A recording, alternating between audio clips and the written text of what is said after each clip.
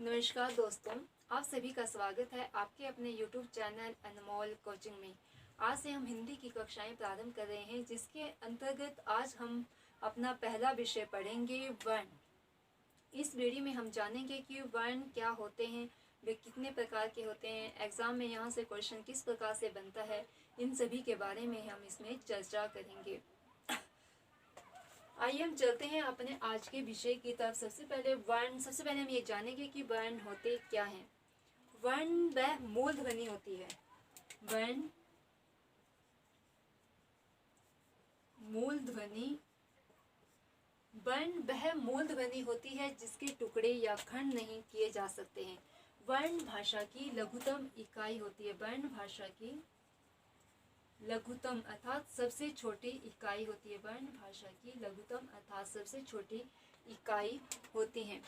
वर्णों के क्रमबद्ध या व्यवस्थित समूह को ही वर्णमाला कहा जाता है। व्यवस्थित समूह में जैसे अ के बाद आ के बाद ई, वैसे जो क्रमबद्ध समूह होता है, जो व्यवस्थित समूह होता है, उसे ही वर्णमाला कहते हैं। हिंदी वर्णमाला में आगे हम जानते हैं कि वर्णों की संख्या कितनी है।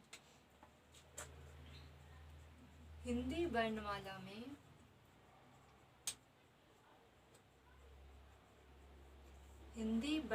में उच्चारण के आधार पर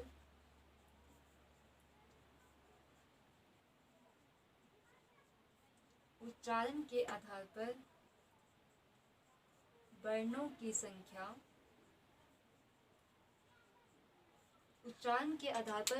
संख्या है 44, जिसमें 11 स्वर और 33 व्यंजन आते हैं। 11 स्वर और 33 व्यंजन। नेक्स्ट पॉइंट, हिंदी वर्णमाला में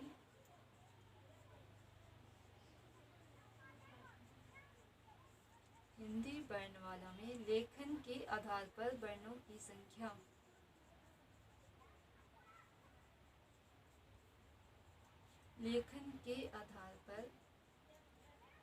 वर्णों की संख्या 52 लेखन के आधार पर है 52 वर्ण और उच्चारण के आधार पर है 44 वर्ण। अब हम जानते हैं कि जो हिंदी में 52 वर्ण हैं, उनको हम किस प्रकार से विभक्त करते हैं। अ से औ तक इन्हें कहते हैं हम स्वर। अ से औ तक इन्हें कहते हैं हम स्वर। अंग और आ ये होते हैं अयोग व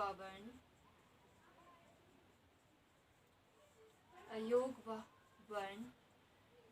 क से लेकर म तक, ठीक है, जिसे कहते हैं हम कवर्ग, चवर्ग, टवर्ग, त्वर्ग और पवर्ग। ये पांचों वर्ग आते हैं स्पर्श व्यंजन में। स्पर्श व्यंजन य र ल व इन्हें कहते हैं अंतस्थ व्यंजन।